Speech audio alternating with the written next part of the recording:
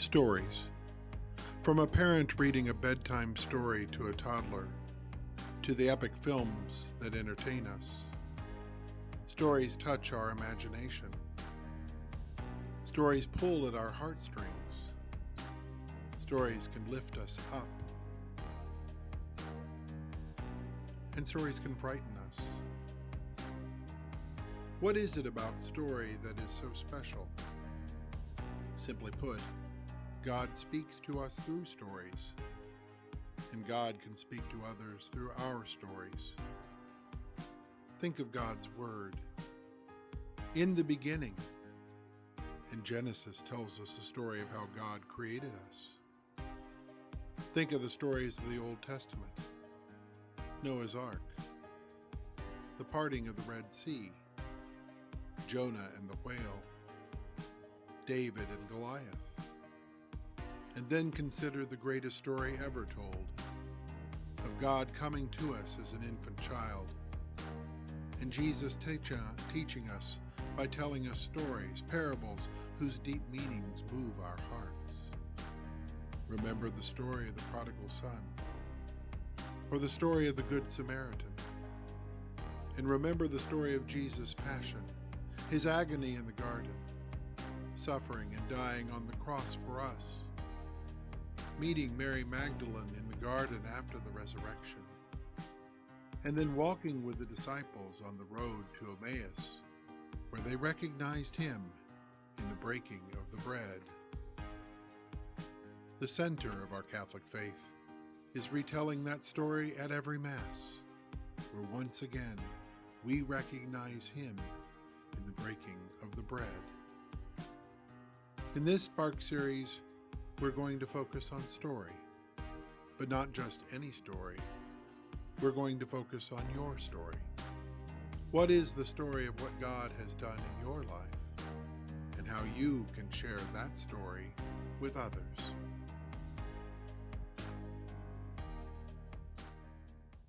Welcome to our Spark series. This time, as you saw in the intro, we're going to be talking about story and about how our stories can be shared with others. One of the things that we have found is that Catholics often don't know how to share their stories very well. So if somebody says, "Why are you Catholic?" or "What is your story?" or "What has God done for you?" sometimes it's hard for us to be able to, on the fly, articulate that. And this series is about really delving into our stories, finding out what they are, discovering what God has done for us, and then learning about how to share that story with others. And so the format of our videos is going to be like this. First, we're going to share with you a story from the Bible, something that happened in the Bible, someone telling their story perhaps, or a story that was given in the Bible, that then we will use as a launch pad for the subject of the day. Today's story and today's subject is the call stories. When has God called me? Or when has God called me to conversion? And then we'll have a sharing of a story from one of our staff members or parish members who will tell their story along that particular subject line. And then as we go on, we will pause the video and give you time to reflect. Each of you will have a notebook that you will be able to use where you'll be able to write notes about what it is that God has done in your life as it relates to the story of that day. And then after you've spent some time recording those notes down, you'll then talk about your stories together in your Spark group. Then later, as we get to the end of this series, we'll come together for a kind of working session where we will learn how to put our stories together and come up with something that we can then be able to share with others, so that we can share the story of Jesus just as so many people in the Bible did, and just as those stories were shared before us. So let's get started with today. Today we're going to feature, as I said, when has God called me, or when have I been called to conversion? And I can't think of a better case to illustrate this than the story of St. Paul. St. Paul, of course, was known as Saul before his conversion, and he was one who was not a really likely guy to be converted. He was one who went around persecuting the members of the Way, which is what the Christians first called themselves.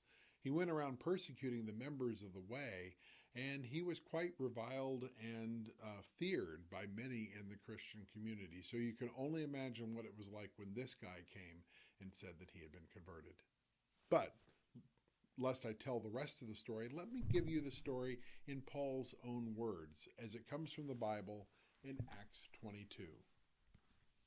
Paul said, "I am a Jew, born at Tarsus in Cilicia, but brought up in this city at the feet of Gamaliel, educated according to the strict manner of the law of our fathers, being zealous for God as you all are in this day. I persecuted this way," that is, the Christians, "to the death, binding and delivering to prison both men and women, as the high priest and the whole council of elders bear me witness. From them I received letters to the brethren, and I journeyed to Damascus to take those also who were there and bring them in bonds to Jerusalem to be punished. As I made my journey and drew near to Damascus, about noon, a great light from heaven suddenly shone about me, and I fell to the ground and heard a voice saying to me, 'Saul, Saul, why do you persecute me?' And I answered, 'Who are you, Lord?' And he said to me, 'I am Jesus of Nazareth, whom you are persecuting.' Now those who were with me saw the light, but did not hear the voice of the one who was speaking to me. And I said, 'What shall I do, Lord?' And the Lord said to me, 'Rise and go into Damascus, and there you will be told all that is appointed for you to do.' And when I could not see because of the brightness of that light, I was led by the hand by those who were with me and came into Damascus. And one Ananias, a devout man according to the law, well spoken of by all the Jews who lived there, came to me and standing by me said to me, 'Brother Saul, receive your sight.' And in that very hour I received my sight and saw him. And he said, 'The God of our fathers appointed you to know his will, to see the just one, and to hear a voice from his mouth. For you will be a witness for him to all men of what you do and see, and what you have seen and heard. And now, why do you wait? Rise and be baptized, and wash away your sins, calling on his name.'" So that was Paul's own testimony of his conversion. But it wasn't just his conversion, it was also his call.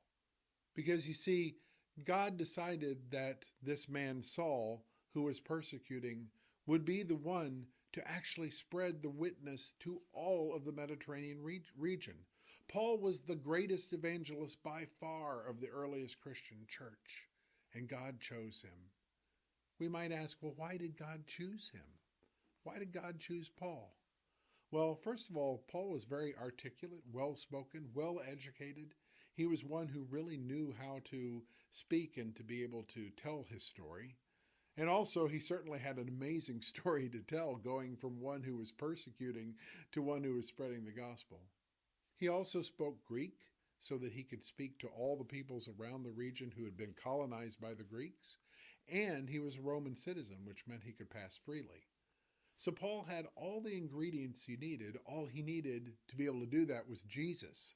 And that's what he received on the road to Damascus, where Jesus called him and brought him forward and cleaned his heart and turned him to the gospel. And from there, Paul became the greatest evangelist in the church. So that was a story of call and conversion at the same time. And so now let me share my call and conversion story. My conversion came first. When I was growing up as a kid, I grew up in the Baptist church. I wasn't a Catholic. And in fact, at age 11, I became what Baptists called being saved. I accepted the Lord into my life. And for many years, I went through the church and followed Jesus and went to church, and I was baptized later, and all of those things that you would do to follow the Lord, and I was very fervent in it. And then when I got to, right before I went to college, my parents divorced, and kind of, It was a difficult situation because I kind of was left kind of wondering about where God was in my life. And then I went to college and it didn't get any better because I really wondered where God was in my life, even to the point where I stopped praying and I stopped going to church and I stopped reading the Bible and I just kind of fell away. During that time, I met Aaron, a Catholic. And at the time that we got married, I still wasn't doing any of those things, wasn't going to church. But a few years later, some things happened in my life that really made me need to seek out God. I remember a time that my cousin had fell ill to cancer. And I was on the phone with my grandmother, who I was very close to. And I said, "Grandma, how do you handle this? How do you deal with this?" And she just said, "We just pray." You know, Grandma was sharing her witness with me, her witness of how she had the Lord in her life. And I heard it and it struck me, but it didn't move me to do anything. It was probably about half a year, 9 months later perhaps, that my Aaron and I lost a pregnancy to a miscarriage. And at that point, I was really distraught. I was really wondering what could console me. I was so upset at the thought of losing a baby and losing this new life and really wondering, you know, what's going to happen, Lord? Are we going to be able to have kids? And actually, that was what was happening. I said, "What's going to happen, Lord?" I found myself praying. I found myself turning to God because in my, at that point, darkest hour, I realized that I needed the Lord in my life, that I couldn't handle this all on my own. And so we started finding a Catholic church to go to, and pretty soon I was an RCIA, and pretty soon I became Catholic, and I just kept growing in faith and growing in faith and growing in faith. So mine wasn't a instantaneous conversion like Paul's on the road to Damascus, but it certainly was a story of where I found that God could give me what I could not get for myself, which was peace of mind and confidence that God was always with me. Then later, I started feeling the call to become a deacon. And I started thinking about it, and thinking maybe I could do that. And then certain people in the parish started saying, "Hey, do you ever think maybe you should be a deacon?" And I thought, okay, well, yeah, I get it. And then Deacon Dave Sharf said, "Hey, I really think you might have a call." And I was like, okay, fine. And then there was a Sunday that Deacon Dave Sharf preached about the diaconate, about the vocation. And on the way home, my then 13-year-old oldest son said to me, "Dad, you know what Deacon Dave said? I think you could be a deacon." And I was like, okay, if parishioners and Deacon Dave and now my own 13-year-old son who lives with me and knows me thinks that I could do this, maybe it's time to make the call. And so I did, and the rest is history. That's my call story. It's a story that I tell with great relish because it's a story of how God worked in my life. I didn't expect that God was going to do the things in my life that he did. I didn't expect that I'd be sitting here talking to you right now, making this video. I had no expectation of that whatsoever. But somehow God intervened. He did something different in my life. And it's made my life so much richer and so much more wonderful than it would have been otherwise. So earlier, Devin shared with you his call to conversion. And I wanted to share today a short version of my call to service. So when Devin was discerning whether he should be a deacon and become a deacon, and that was a very long process, years of classes and really a lot of insight into himself and what God was calling him to. But it wasn't just his journey. I also had to discern my own call as a deacon's wife. Father Dave always used to talk about that growing a deacon was a BOGO, a buy one, get one free. That you got the deacon, but you also got the deacon wife. And that always, I thought that was really funny, but it sort of put a little pressure on me as sort of what is my role supposed to be? What am I called to? What am I supposed to do and be here as a deacon? At the time that Devin was taking all of his classes, we already had 3 deacons here at Mary Magdalene, which also meant that we had 3 deacon wives. We had Judy Scharf and Linda Chevalier and Yvonne Price. And so trying to discover what was my call as a deacon wife. Was I called to be Judy Scharf, who was involved in Befrienders and was very, very visible in the parish? Was I called to be Linda? And was I called to be a spiritual director and very involved in prayer? Was I called to be Yvonne, a quilter and someone who worked a lot behind the scenes? What was I being called to? And I spent a lot of time in prayer listening to where God wanted me to be. And finally, I heard the answer, and it was that I just needed to be the best Erin I could be. I wasn't supposed to be Judy. I wasn't supposed to be Linda. I wasn't supposed to be Yvonne. I was supposed to be Erin. And just to keep doing what I was doing and to remain open, just keep listening. And he would lead me, and he would tell me what I needed to do. And I could not have ever foreseen all of the things I have done here in the parish as a deacon wife. And if you'd told me, I wouldn't have believed you. But this journey of discovery and being able to serve has just been so incredibly rewarding. And I can't even begin to express how blessed I feel and how grateful I am to be open to God and to just all of the opportunities He's given me here to serve.